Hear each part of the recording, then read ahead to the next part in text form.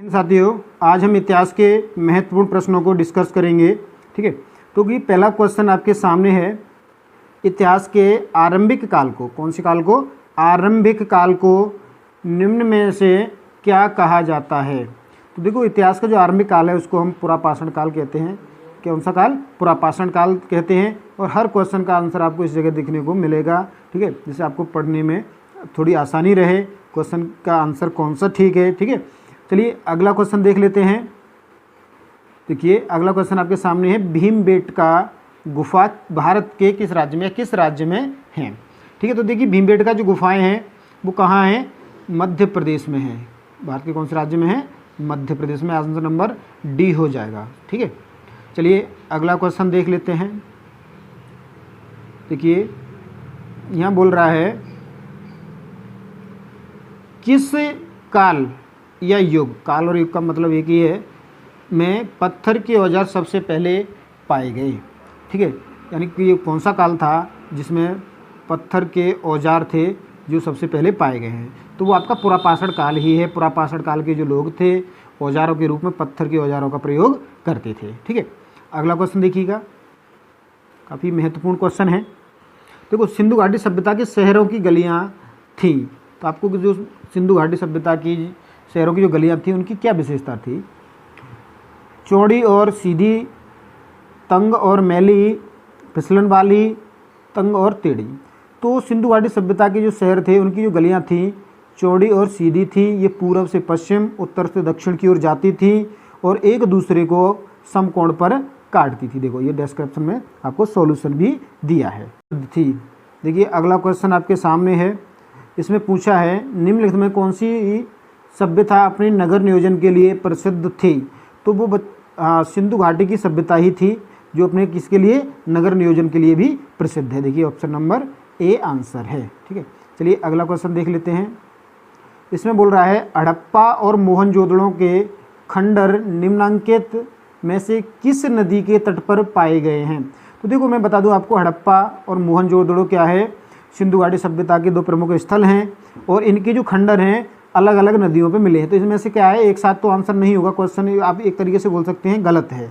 ठीक है, तो लेकिन नीचे डिस्क्रिप्शन आपको सॉल्यूशन दिया है। हड़प्पा सभ्यता के रावी नदी के किनारे मिले हैं और मोहनजोदड़ो के जो मिले हैं वो सिंधु नदी के किनारे मिले हैं। ठीक है, लेकिन यहाँ दोनों की बात एक साथ कर रहा है, तो एक साथ तो नहीं मिले हैं, कहाँ अलग अलग मिले हैं। तो लेकिन अब ये हड़प्पा मोहनजोदड़ो के खंडर, इसमें क्या है? सिंधु नदी ऑप्शन में है नहीं, तो आप रावी लगा सकते हो। लेकिन याद रखना, रावी किसके मिले हैं?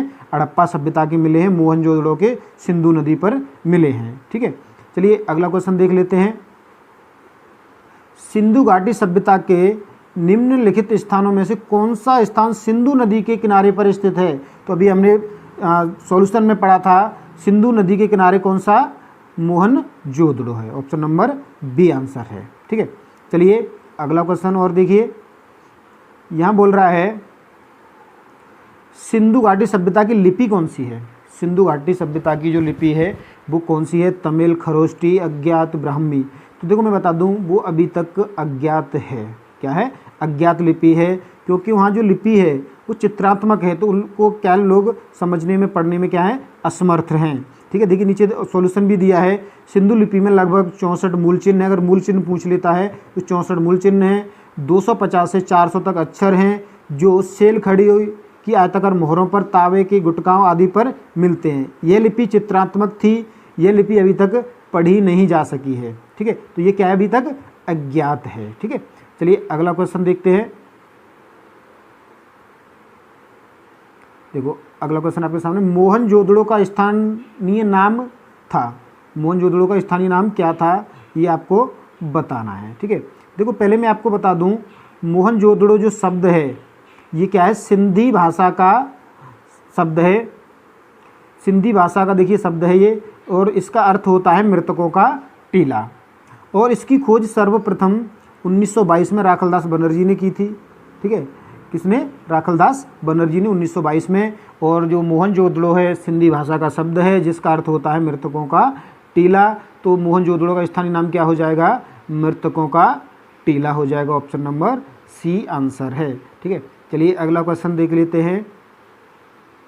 अगला क्वेश्चन आपके सामने है, देखिए इसमें पूछ रहा है वो मोहनजोदड़ो में सबसे बड़ा भवन कौन सा है, मोहनजोदड़ो में सबसे बड़ा भवन कौन सा है। तो ठीक है, बच्चे कंफ्यूज हो जाएंगे कि विशाल स्नानागार है, धान्यागार है, स्तंभ हॉल है, 2 मंजिल मकान है। तो इसका जो सही आंसर है वो है धान्यागार। वो स्नानागार है, अपनी एक अलग विशेषता है, लेकिन सबसे बड़ा नहीं है वो। सबसे बड़ा भवन कौन सा है, धान्यागार है। देखिए नीचे इसकी लंबाई चौड़ाई भी दे रखी है। इसकी लंबाई है 45.72 मीटर तथा चौड़ाई है 22.86 मीटर। अब देखिए स्नानागार की भी दे रखी है इसमें। स्नानागार की जो लंबाई है 11.88, चौड़ाई है 701 मीटर। ठीक है, जो स्नानागार है उसकी अपनी एक अलग विशेषता है, लेकिन बड़ा भवन पूछे तो वो कौन सा है, धान्यागार है। ठीक है, चलिए अगला क्वेश्चन देख लेते हैं। हाँ ये देखिएगा, विशाल स्नानागार, ग्रेट वर्थ बोलेंगे अंग्रेजी में इसको, कहाँ मिला था। तो ये कहाँ मिला है आपको, मोहनजोदड़ो में मिला है। ठीक है, अगला क्वेश्चन देखिएगा, सिंधु घाटी के लोगों की एक महत्वपूर्ण रचना निम्नलिखित में से किसकी मूर्ति थी, नटराज की, नृत्य करती हुई बालिका की, बुद्ध की, नरसिम्हा। तो देखो सिंधु घाटी के जो लोग थे उनकी महत्वपूर्ण रचना की जो मूर्ति है वो नृत्य करती हुई बालिका की है। ठीक है, देखो यहाँ नीचे आपको सॉल्यूशन भी दे रखा है। सिंधु घाटी के लोग एक महत्वपूर्ण रचना नृत्य करती हुई बालिका की मूर्ति है, जो क्या है, कांसे से निर्मित है। किससे है, कांसे से निर्मित है। और ये कहाँ से मिली है, हमें मिली है ये मोहनजोदड़ो से। ठीक है, अगला क्वेश्चन देखिएगा, देखो देवी माता की पूजा संबंधित है, यानी देवी माता की पूजा किससे संबंधित है, कौन सी सभ्यता संबंधित है। तो आर्य सभ्यता के साथ, भूमध्य सागरीय सभ्यता के साथ, सिंधु घाटी सभ्यता के साथ, उत्तर वैदिक सभ्यता के साथ। तो इसका जो सही आंसर है सी है, सिंधु घाटी सभ्यता के साथ देवी माता की पूजा संबंधित है। ठीक है, चलिए अगला क्वेश्चन डिस्कस करेंगे। अब सिंधु घाटी सभ्यता का पंतनगर का मतलब क्या होता है, बंदरगाह कौन सा था या कौन सा है। ठीक है, तो देखिए सिंधु घाटी सभ्यता का जो बंदरगाह है वो है लोथल। कौन सा है, लोथल है। ठीक है, अगला क्वेश्चन देखिएगा, लोथल नामक स्थान निम्नोक्त सभ्यताओं में से किसका जहाजीय माल घाट था, किसका जहाजीय माल घाट था। तो देखो सिंधु घाटी सभ्यता, मेसोपोटामिया, मिस्र, फारसी। तो ये किसका था, सिंधु घाटी सभ्यता का अंश था। ठीक है, ऑप्शन नंबर ए आंसर हो जाएगा।